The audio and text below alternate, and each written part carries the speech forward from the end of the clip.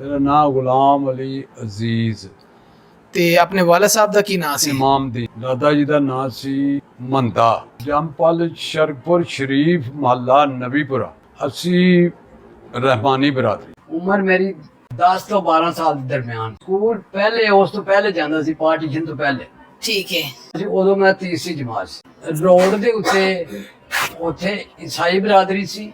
ਠੀਕ ਹੈ। ਉਹਦੀ ਬੈਕ ਸਾਈਡ ਤੇ ਜਿਹੜੇ ਸਨ ਮੁਸਲਮਾਨ ਸਨ, ਤੇ ਵੀ ਸਾਰੇ ਮਜ਼ਦੂਰ ਤਬਕਾ ਸਨ। ਜਾਂਦੇ ਸੀ ਸਾਡੇ ਨਜ਼ਦੀਕ ਫੱਗੂ ਸ਼ਾਹ, ਠੀਕ ਹੈ। ਇੱਕ ਸਿੱਖ ਸੀ, ਉਹਨਾਂ ਦਾ ਖੂਹ ਸੀ, ਉੱਥੇ ਖੇਲਣ ਜਾਣਾ, ਨਹਾਉਣ ਜਾਣਾ।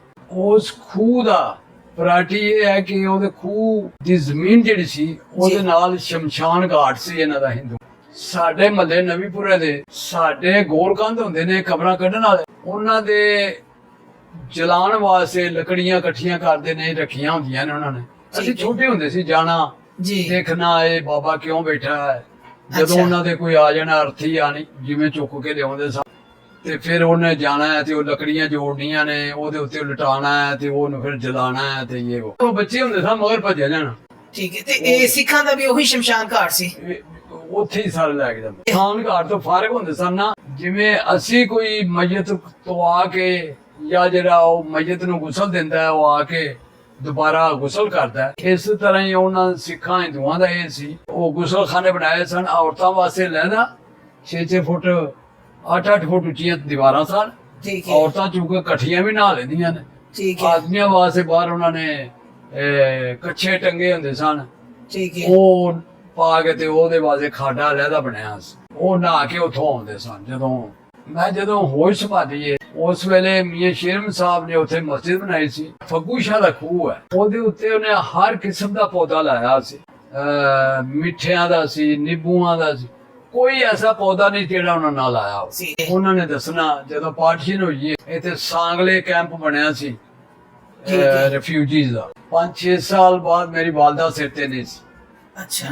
ਮੇਰੀ ਫੁੱਫੋ ਜੀ ਆਪਾਂ ਬਰਕਤੇ ਉਹਦਾ ਨਾਂ ਸੀ। ਮੇਰੀ ਦਾਦੀ ਜੀ ਉਹਦਾ ਨਾਂ ਕਰਮ ਬੀਬੀ ਸੀ। ਉਹਨਾਂ ਦੀ ਪਰਵਰਿਸ਼ ਚ ਮੈਂ ਤੀਸਰੀ ਜਮਾਤ ਚ ਮੈਂ ਜਦੋਂ ਕੁਰਾਨ ਮਜੀਦ ਪੜ੍ਹ ਲਿਆ ਸੀ, ਤੇ ਕੁਰਾਨ ਮਜੀਦ ਪੜ੍ਹ ਲਿਆ, ਫੁੱਫੋ ਜੀ ਨੇ ਪੜਾਇਆ ਕੀਤੀ ਅੱਲਾਹ ਤਾਲਾ ਨਹੀਂ। ਉਹ ਹਿੰਦੂ ਔਰ ਸ਼ੇਖ ਫੈਮਿਲੀ, ਇਹ ਬਿਜ਼ਨਸਮੈਨ ਸਨ। ਠੀਕ ਹੈ। ਕਰਿਆਨੇ ਦੀ ਦੁਕਾਨਾਂ ਉਹਨਾਂ ਦੀਆਂ ਹੁੰਦੀਆਂ ਸਨ। ਠੀਕ ਹੈ। ਹਿੰਦੂਆਂ ਦੀਆਂ ਵੀ ਹੁੰਦੀਆਂ ਸਨ। ਠੀਕ ਹੈ। ਉਹ ਪ੍ਰਾਇਰਟੀ ਇਹ ਦਿੰਦੇ ਹਨ, ਹਿੰਦੂਆਂ ਕੋਲੋਂ ਅਸੀਂ ਵੀ ਲੈਂਦੇ ਰਹੇ ਹਾਂ ਠੀਕ ਹੈ। ਤੇ ਹਿੰਦੂ ਸਾਡੇ ਕੋਲ ਵੀ ਲੈਂਦੇ ਰਹਿਣੇ, ਸੌਦਾ ਪੈਸੇ ਦੇਣੇ ਤੇ ਚੀਜ਼ ਲੈ ਲੈਣੀ। ਇਹ ਚੀਜ਼ ਸੀ। ਜਦੋਂ ਸਕੂਲ ਲਾਈਫ ਦੇ ਵਿੱਚ ਹਿੰਦੂ ਬਾਹਰ ਗੋਲ ਗੱਪੇ ਲਾਉਂਦਾ ਹੁੰਦਾ ਸੀ ਤੇ ਉਸਤਾਦ ਮੁਸਲਮਾਨ ਸੀ ਜਿਹੜਾ ਸਾਡਾ। ਸਰਕਾਰੀ ਪ੍ਰਾਇਮਰੀ ਸਕੂਲ ਜਿਹੜਾ ਸੀ 4 ਜਮਾਤਾਂ ਦਾ ਸੀ, ਉਹ ਗਵਰਨਮੈਂਟ ਦਾ ਅਲੱਗਾ ਸੀ। ਜਿਸ ਸਕੂਲ 'ਚ ਮੈਂ ਪੜ੍ਹਿਆ ਸਾਂ ਉਹਦਾ ਨਾਮ ਸੀ ਇਸਲਾਮੀਆ ਪ੍ਰਾਇਮਰੀ ਸਕੂਲ। ਜਦੋਂ ਮੈਂ ਦਾਖਲ ਹੋਇਆ ਉਦੋਂ ਸਾਡਾ ਜਿਹੜਾ ਅਵਲ ਮਦਰਸ ਜਿਹਨੂੰ ਹੈਡਮਾਸਟਰ ਕਹਿੰਦੇ ਨੇ, ਸਿੱਖ ਸੀ।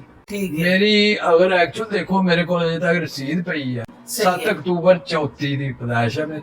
ਉੱਥੇ ਇੱਕ ਰਿਵਾਜ ਬਣਿਆ ਸੀ, ਫੁੱਲੀਆਂ ਮਿੱਠੀਆਂ ਤੇ ਰਿਓੜੀਆਂ ਲੈ ਕੇ ਜਾਣੀਆਂ ਨੇ, ਰੁਮਾਲ ਦੇ ਵਿੱਚ ਪਾਈਆਂ ਹੋਣੀਆਂ ਨੇ। ਅੱਛਾ ਜੀ। ਜਿਹੜਾ ਕੋਈ ਨਾਲ ਗਿਆ ਦਾਲ ਕਰਾਉਣ, ਉਹ ਹੈਡਮਾਸਟਰ ਨੂੰ ਦੇਣੀਆਂ ਨੇ, ਹੈਡਮਾਸਟਰ ਨੇ ਪੀਅਨ ਨੂੰ ਦੇਣੀਆਂ ਨੇ। ਉਹ ਐਸਾ ਥੋੜੇ ਸਾਰੇ ਕਲਾਸ ਪਤਾ ਲੱਗੇ ਕਿ ਬੱਚਾ ਦਾਖਲ ਹੋਇਆ।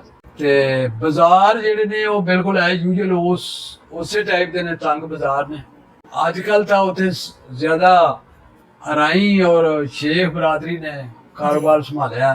ਹਿੰਦੂ ਔਰ ਮੁਸਲਮਾਨ ਸਾਰੇ ਰਲ ਕੇ, ਸਿੱਖ ਸਮੇਤ ਇਨਕਲੂਡਿੰਗ ਸਿੱਖ, ਇਹਨਾਂ ਦੀ ਇੱਕ ਤਨਜ਼ੀਮ ਬਣੀ ਸੀ। ਉਹ ਉਹਨਾਂ ਨੂੰ ਪੇ ਕਰਦੇ ਸਨ ਟੀਚਰਾਂ ਨੂੰ।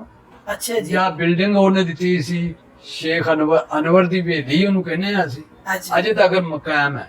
ਉਹ ਮੇਨ ਗੇਟ ਅਜੇ ਤੱਕ ਐਜ਼ ਇਟ ਇਜ਼। ਮੁਸਲਮਾਨ ਵੀ ਬੱਚੇ ਸਨ, ਸਿੱਖ ਵੀ ਸਨ, ਦੂਜੇ ਵੀ ਸਨ, ਉਹ ਪੜ੍ਹਦੇ ਸਨ। ਸੁਣਿਆ ਹੈ ਸਾਡੇ ਵਹੀਆਂ ਖਾਤੇ ਜਦੋਂ ਕਰੇ ਸ਼ਾਦੀਆਂ ਹੁੰਦੀਆਂ ਸਨ, ਇਹ ਵੀ ਇੰਟਰੋਡਿਊਸ ਕਰਾਏ ਸਨ ਹਿੰਦੂਆਂ ਨੇ। ਅੱਛਾ। ਵਹੀਆਂ ਖਾਤੇ ਕਿ ਤੁਸੀਂ 10 ਰੁਪਏ ਦਿਓਗੇ ਯਾਰ, ਜ਼ਿਆਦਾ 1 ਰੁਪਈਆ ਜਾਂ 11 ਰੁਪਏ ਹੁੰਦੇ ਸਨ। ਨਿਉਂਦਰਾ ਸਲਾਮੀ ਉਹਨਾਂ ਨੇ ਇੰਟਰੋਡਿਊਸ ਕਰਾਈ ਸੀ ਨਾ ਇਹ। ਅੱਛਾ।